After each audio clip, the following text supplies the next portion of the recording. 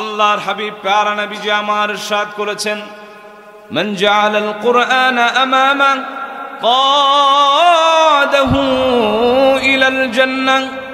আল্লাহর যে গোলাম কোরআন মাফিক জীবন গঠন করবার জন্য সিদ্ধান্ত নিয়ে কোরআনকে নেতা বানায়, কোরআনের নেতৃত্ব অনুকরণ অনুসরণে জীবন গঠন করে দেয়, এ পৃথিবীতে কোরআনকে নেতা মানার কারণে, কোরআনকে নেতা বানানোর কারণে, দুস্তুর সংবিধান বানানোর কারণে কাল কিয়ামতের ময়দানে মুসিবতের দিনে কোরআন নেতা হয়ে তার নেতৃত্বে সবাইকে আল্লাহর জান্নাতে পৌঁছায়া দিবে।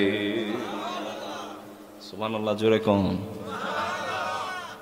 3 নম্বর পুরস্কার হলো, কোরআনের মাহফিলে যদি আপনি বসে যান, জিকির আজকারের সঙ্গে আল্লাহ রাব্বুল আলামিনের কাছে তওবা করতে পারেন, 2-1 ফোঁটা অশ্রু সিক্ত হতে পারেন, চোখ থেকে পানি ঝরাতে পারেন, এই তওবার কারণে, কোরআন হাদিস শোনার কারণে, জিকিরের মজমায় বসার কারণে আল্লাহ রাব্বুল আলামিন আপনার জীবনের সব গুনাহ রাশি মাফ করে দিবে।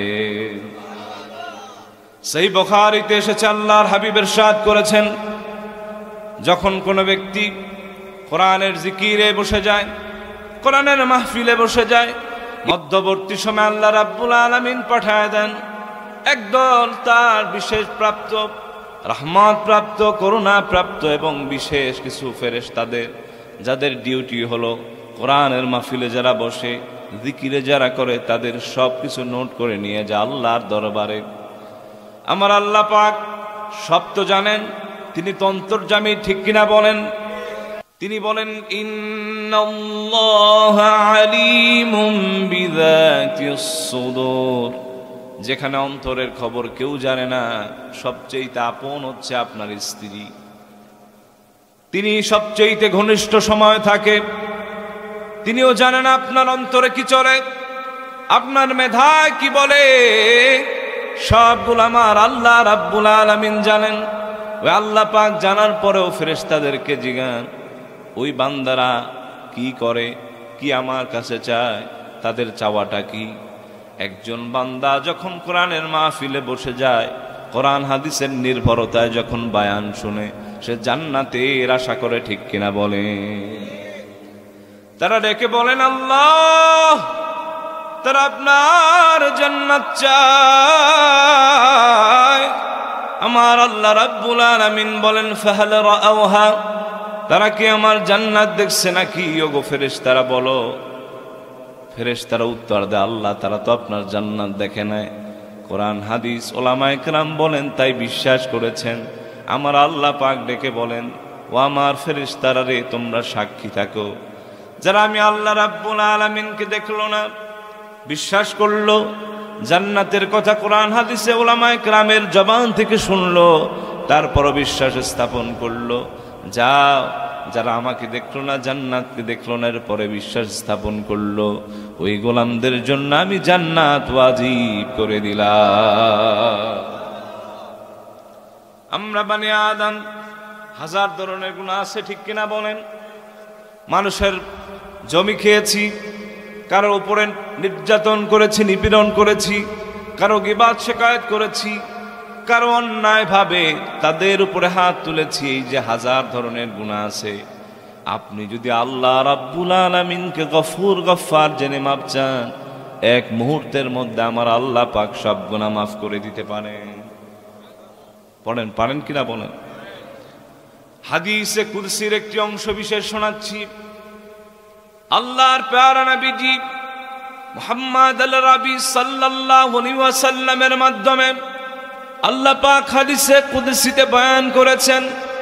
হাদিসটি পাবেন জামে তিরমিজির মধ্যে। ইমাম তিরমিজি লেখেন, আল্লাহর হাবিব প্যারা নবীজি বলেছেন, আল্লাহ রাব্বুল আলামিন বলেছেন, ইয়া ইবনা আদম লাউ বালাগাত যুনুবুকা আনানাস সামা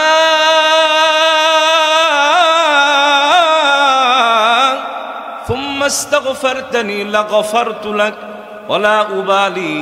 এরে বানি আদম, তোমার গুনাহ জমতে জমতে যদি আকাশের মেঘমালা পর্যন্ত সে গুনাহ লেন্দি হয়, হাইট হয়ে যায়, এত পরিমাণ গুনাহ করছো, আল্লাহরে যদি গফুর গফফার জেনে আমি আল্লাহর কাছে মাপ চাও, এই 1000 গুনাহ আকাশ পর্যন্ত গুনাহ আমি আল্লাহ পাক এক মুহূর্তে মাফ করে দিব। আমি আল্লাহ পাক কাউকে পরোয়া করব না। পড়েন আল্লাহু আকবার। আমার ভাইরা, আল্লাহ পাক কত গুনাহ মাফ করতে পারেন। একজন লোক দাহিয়াতুল কলবি ছিলেন, একটা না দুইটা না 70-এর অধিক জীবন্ত কন্যাকে মাটির মধ্যে গেড়ে দিল। আল্লাহর কাছে যখন তওবা করলেন, ইস্তেগফার করলেন, আমার আল্লাহ রাব্বুল আলামিন ডেকে বলেন, হাবিব মুহাম্মদ সাল্লাল্লাহু আলাইহি ওয়াসাল্লাম, আপনি আপনার খাস উম্মতদেরকে জানায় দেন, যদি 1000 গুনাহ করে আর আল্লাহকে গফুর গফফার জেনে মাপ চায়, যদি আশা থেকে নিরাশ না হয়, আমি আল্লাহ পাক সব গুনাহ মাফ করে দিব। পড়েন সুবহানাল্লাহ। আল্লাহ পাক আয়াত নাজিল করে দিলেন, কুল ইয়া ইবাদিয়াল্লাযীনা আসরাফু আলা আনফুসিহিম লা তাকনাতু মির রাহমাতিল্লাহ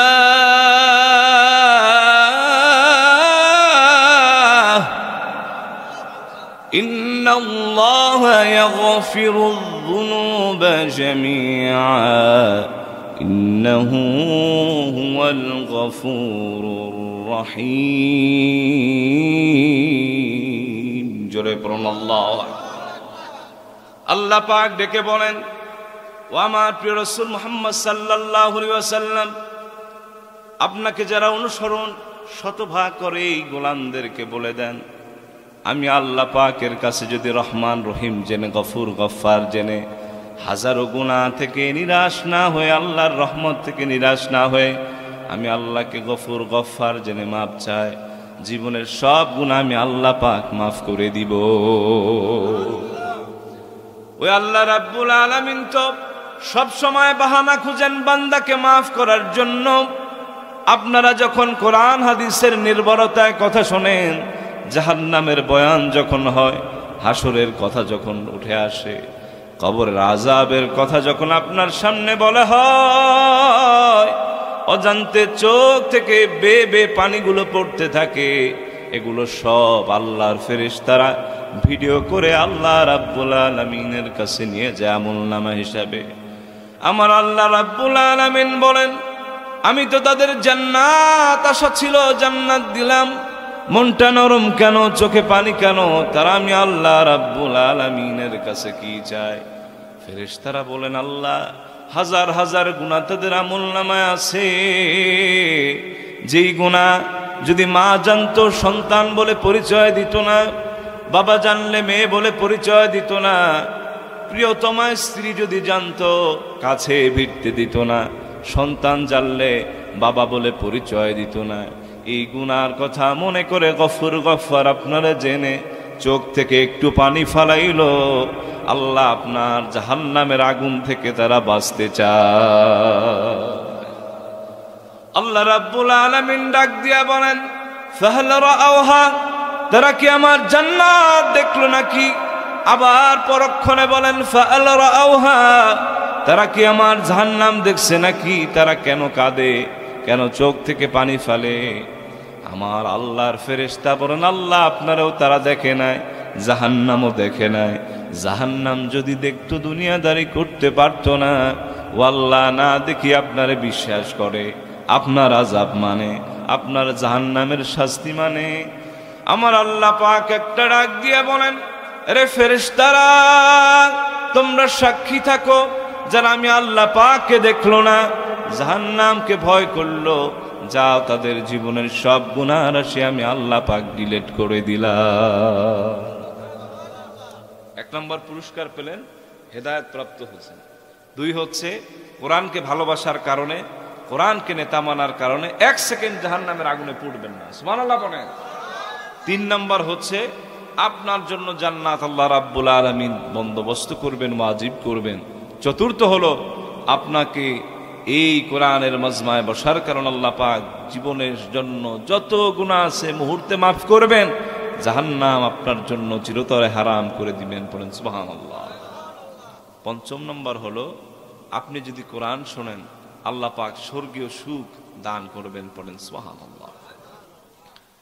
আল্লাহ রাব্বুল আলামিন কোরআনুল কারীমের 8 নম্বর সূরার 2 নম্বর আয়াতে বলেন, ইন্নামাল মুমিনুনাল্লাযীনা ইযা যুকিরাল্লাহু ওয়াজিলাত কুলুবুহুম ওয়া ইযা তুলিয়াত আলাইহিম আয়াতুহু যাদাতুহুম ঈমানা ওয়া আলা রাব্বিহিম ইয়াতাওয়াক্কালুন।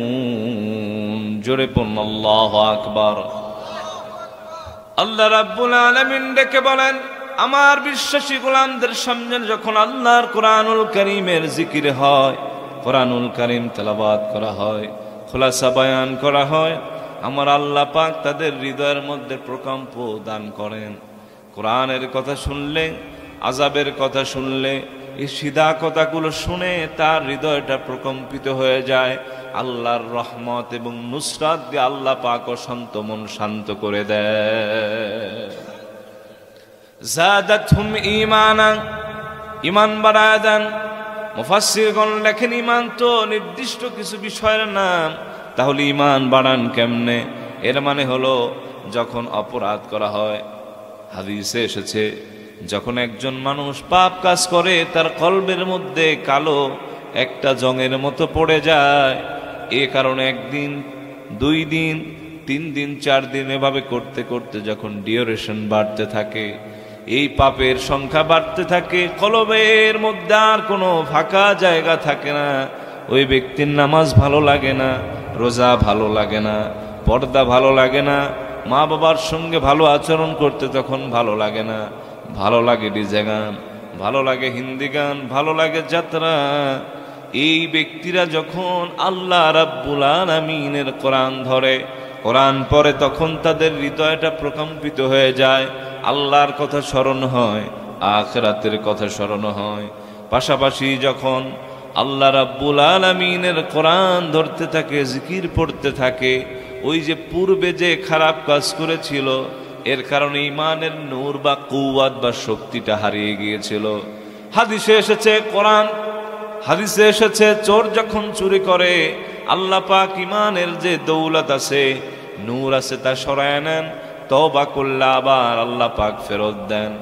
যাদাতহুম ঈমানার ব্যাখ্যা হলো, বান্দা যখন হাজার হাজার গুনাহ করতে করতে কলবের মধ্যে কালো দাগ ফেলে দিয়েছে, ঈমান এখন আর কাজ করে না, সুদও খায়, ঘুষও খায়, আবার বেপরদা হয়, ডিজে গানেও যায়, তার মানে হলো যখন জিকির ধরে, আল্লাহ রাব্বুল আলামিন পূর্বে ফেরায়া যে নূর চলে গিয়েছে, আল্লাহ রাব্বুল আলামিন প্রতিস্থাপন করে দেয়।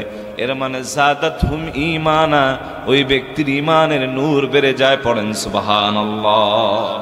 ওয়া আলা রাব্বিহিম ইয়াতাওয়াক্কালুন, আল্লাহর উপরে তাওয়াক্কুল করার যে হিম্মত, যে কোয়ালিটি, আল্লাহ রাব্বুল আলামিন এই জিকিরের মাধ্যমে তারা দান করেন। বলেন সুবহানাল্লাহ। তাহলে আমরা মোটা দাগে কয়টা পুরস্কার পেলাম? 5টা। ওয়াজ খালি শুনেন নাকি আমল করেন? বলেন তো কয়টা? 1 নম্বরে ছিল আল্লাহ রাব্বুল আলামিন আমাদের হেদায়েত প্রাপ্ত করেছেন, ভালোবেসেছেন। 2, কোরআন মানলে তাহলে 1 সেকেন্ডের জন্য জাহান্নামের আগুনে পুড়তে হবে না। 3, আল্লাহ রাব্বুল আলামিন জান্নাত দান করবেন চূড়ান্ত ভাবে। 4, জীবনে যত গুনাহ হোক কোরআন শোনার কোন আল্লাহ রাব্বুল আলামিন মাফ করে দিবেন। সুবহানাল্লাহ পড়েন। 5ম ছিল হৃদয়ের মধ্যে আল্লাহ পাক প্রশান্তি দান করবেন, ঈমানের নূর বাড়ায় দিবেন, আল্লাহর উপরে তাওয়াক্কুল করতে, ভরসা করতে যে কোয়ালিটি দরকার, আল্লাহ পাক কোরআন শুনলে তা দান করবেন। পড়েন সুবহানাল্লাহ।